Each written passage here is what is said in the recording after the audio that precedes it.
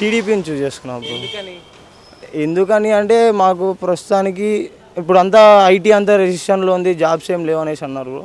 ఏమన్నా జాబ్స్ వస్తాయేమో అని చెప్పేసి ఐటీ కోసము అంటే ఇప్పుడు నా థర్డ్ ఇయర్ బ్రో, బయటికి వెళ్ళంగానే ఏమన్నా జాబ్స్ ఉంటాయి కదా, జాబ్స్ కోసం అని చెప్పేసి చూస్ చేసుకున్నాం. మరి ఆల్రెడీ ఇప్పుడు జగన్మోహన్ రెడ్డి గారు ఐటీ కంపెనీస్ తెచ్చారు కదా, సో వాటిలో ట్రై చేయలేదా మీరు? అంటే నాది ఇంకా అయిపోలేదు బ్రో, తెలియదు సరిగ్గా, అందుకని సో చంద్రబాబు నాయుడిని అంటే చూస్ చేసుకున్నా. ఇంకా అదే కన్ఫామ్ అని అయితే చెప్పలేను. వైసీపీకే కూడా ఇస్తా బ్రో ప్రిఫరెన్స్, అట్లేం లేదు. ఎట్లుంది మరి ఈ 5 years జగన్మోహన్ రెడ్డి గారు? పర్లేదు బ్రో, బెస్ట్. ఎందుకంటే నాకు జేవిడి ఇచ్చారు ఫీజుకి, జగన్ రావడానికి. నేను ప్రస్తుతానికి ఆయన కాలేజీలోనే చదువుతున్నా. అన్నీ బాగానే ఉన్నాయి బ్రో, అన్నీ బాగానే ఉన్నాయి. వేరే గవర్నమెంట్ని చూస్ చేసుకున్నాం అంటే అది ఎందుకు చూస్ చేసుకున్నాం అంటే నెక్స్ట్ డెవలప్మెంట్ సైడ్ ఉంటుంది అనేసి బ్రో. నేను ఇప్పుడు బీజేపీనే చూస్ చేసుకున్నానండి. ఎందుకని?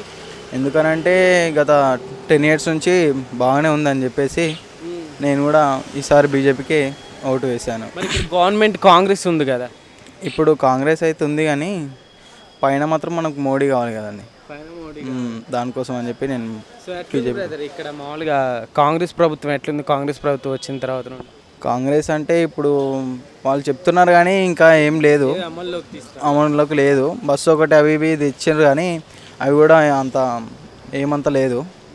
సో అట్లా నార్మల్గానే ఉంది ఇప్పుడైతే. కరెంట్ వస్తుందా? కరెంట్ అయితే ఉంది అట్లనే, కానీ పోవడం అప్పుడు అలా జరుగుతుంటుంది. ఇంకా నార్మల్గానే ఉంది, ఏమంత లేదు.